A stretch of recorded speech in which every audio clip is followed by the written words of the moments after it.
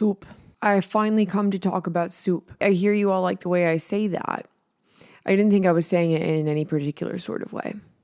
But I'm going to be saying it a lot in this video because this is a video about soup. Every fall, the fall community starts posting that they are shifting into soup mode. And I have long wanted to participate. I feel an affinity with the soup community. I like to be cozy. I like to be wrapped in a warm blanket. I would be the kind of person who regularly took a warm bath if I was the kind of person who fit in a bathtub. But whenever I make soup, I feel like it's underwhelming and not filling, similar to the salad situation. It just feels like an afterthought of a side dish. And I have long wanted to learn to make a soup that feels like a thoughtfully considered main dish. So for the last few weeks, I have been consulting the soup community. I have learned some new soup techniques and implemented them. I have made 5 soups, and now I feel well equipped to make a very good soup, to whip up a soup if my heart so desires one. So I'm going to share the process through the 5 soups, the things that worked, the things that flopped, the soup wisdom I have gleaned. And I hope at the end of this, the soup community will accept me. I really do love your work. To begin,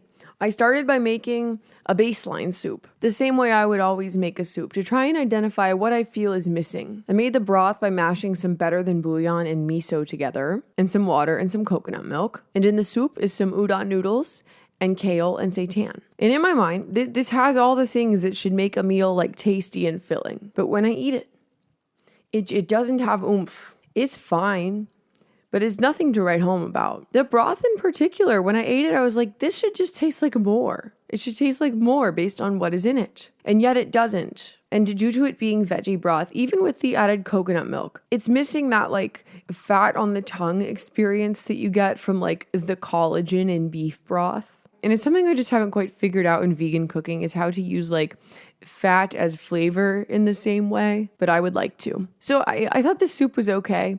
I think kale holds up well as a soup vegetable. I like that the seitan was air fried first and then very briefly boiled with everything else. So there's a little bit of a crispy element in an otherwise very soft food, which might be why it just never registers as like a meal to me, because there's no chewing. So from this point forward, I was like, all right, I think my main problems lie with the broth. I think I need to make the most flavorful broth I can. And I think that is what will dramatically improve my soup experience. So I began by consulting the soup community, by which I mean I posted an Instagram story of what I just said above. I feel like my soups are lackluster. How do I make a soup with luster? And I received so much soup advice. I'm going to share right now the stuff that is relevant to the task at hand.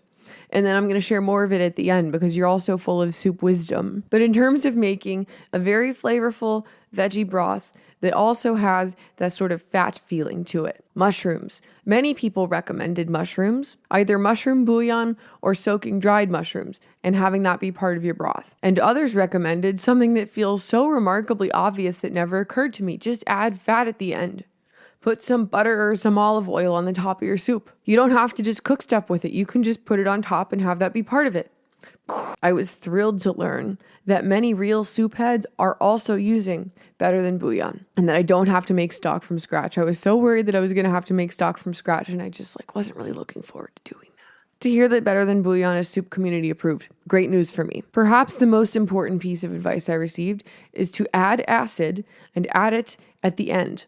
Same with miso. If you want to use miso, don't put that in at the beginning. A little splash of vinegar, a little splash of lemon juice. Once everything has stopped simmering, it's going to give your soup so much more oomph. I was also told more salt than you think you need. This has never been a problem for me. I love salt, but I feel like other people should hear that. And that soup is a patient food. Slowly build flavor over time. Let her simmer. And finally, a number of people said that an immersion blender is a must. I did not acquire one for this video, but I'm now considering it. And I figured I would pass it along since so many people told me you have to get an immersion blender. So I took all that and I went forth and I tried to make 3 different soups. A cream of soup, a brothy soup, and a blended vegetable soup. And then at the end, I redid my original lackluster soup with the things I learned along the way. Cream of mushroom. One thing to note before we get into these is that I am just incapable of following a recipe because of who I am as a person. It's not the recipe creator's fault that I did my own thing and my own thing didn't work. I just like to use them as a suggestion of where to start and then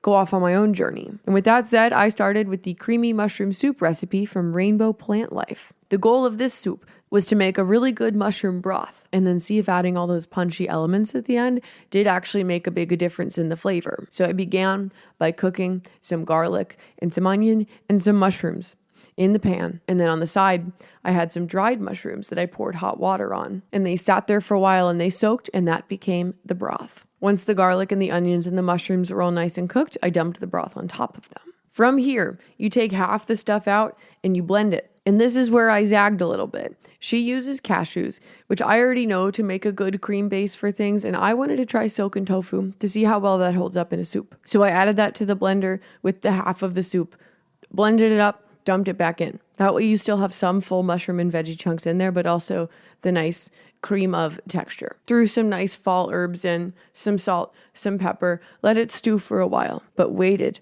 on the miso and the soy sauce, knowing I'm not going to even eat this till tomorrow. Oh my God, tomorrow's here. I mashed some miso into a little soy sauce. I dumped it into my serving of soup that I had just finished reheating. And I also air fried a little field roast sausage till it was crispy, because once again, I do want to chew. The verdict: the mushroom broth with the savory components added at the very end was so good, so super flavorful. I'm never not adding miso at the very end ever again for as long as I live. The silken tofu, on the other hand, it separates. It makes a really good cream for cream sauce if you're like, I'm making sauce and I'm eating it right now. I don't think it makes a great leftovers cream for soup that's going to be in my fridge all week. I would use the cashews, as she recommends in her recipe that I ignored, which would have also helped with the one other missing element from this, which was more fat. I did have this over rice one day, which was really good. I bet it also would have been great with pasta or ravioli. If I had any of those things, I would have tried that too. Broth soup.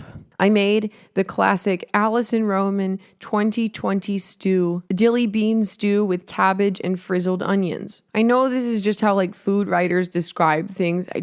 I don't like it. I slightly adjusted this recipe for meal prep purposes, knowing like I'm not going to eat this right now. So I don't want cabbage in it right now. The cabbage has to go in fresh and the dill's got to go in fresh. But other than that, I made it as she describes. Onions in the pan till frizzled. Lots of white beans, some of which are mashed and some of which are not. Better than bouillon, no chicken base. And because I'm me, I put seitan in there too. That was not in the recipe, but Alison Roman is not thinking about me and my gains. That was the prep. And then when it came time to reheat a bowl of soup for me, I cooked the cabbage in a bunch of butter with a little splash of lemon juice.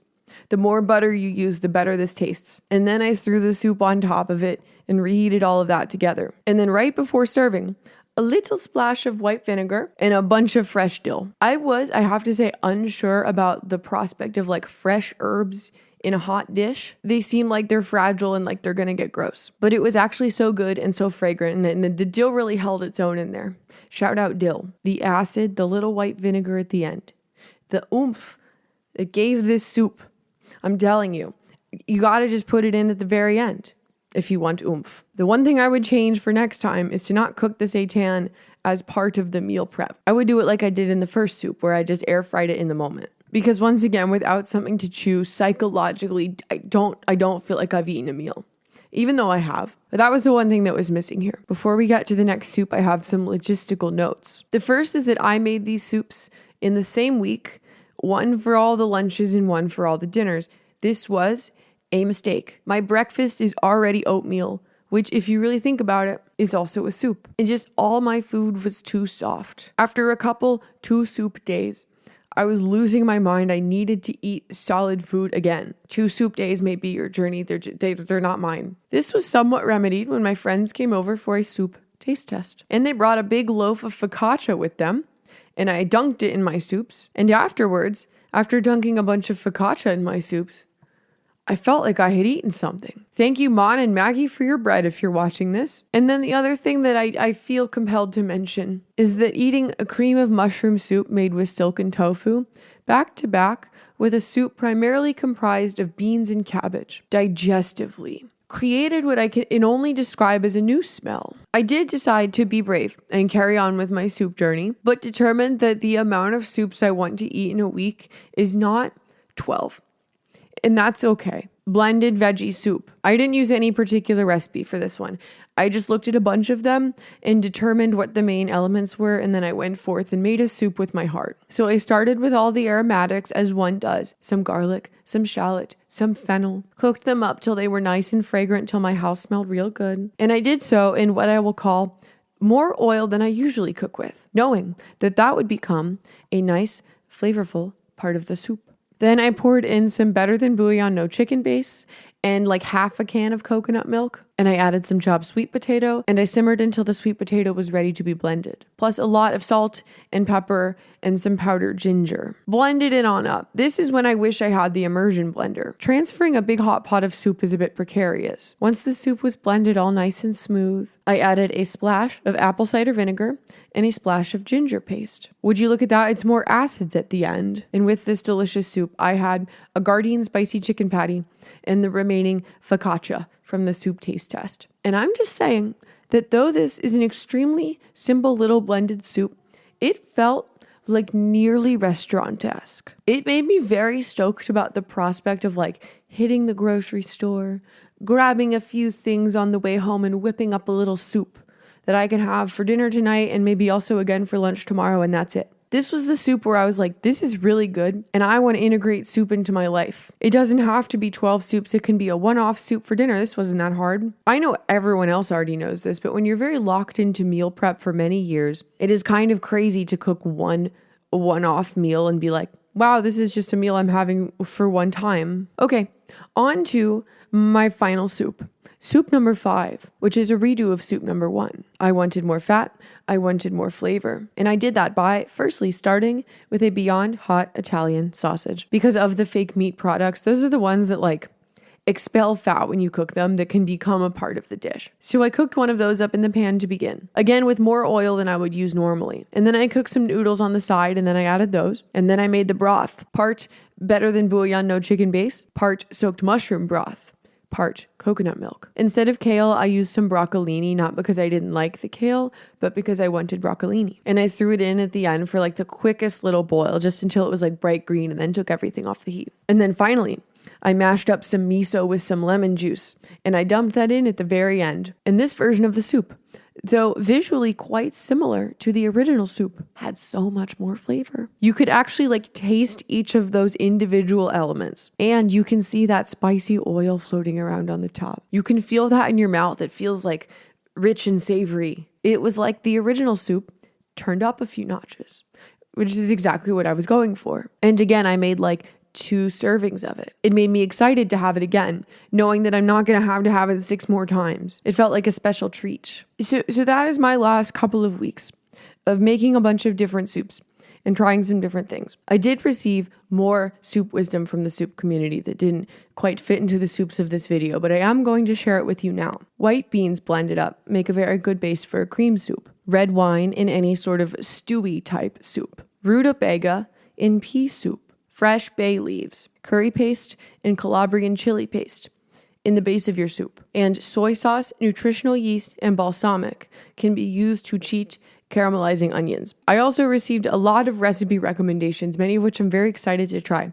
So I'm going to link all of those, the ones I made and the ones I have yet to make, so that you can make those soups if you would like to. I am also interested in making a ramen. I knew that was going to take a few tries, so that's going to be a separate activity. But if you have a recommendation for me as a starting point, I would love to see that recipe as well. Okay, that's my soup video. What a fun thing to do, to learn how to make something the way you like it and to integrate it into your life in a way that you enjoy.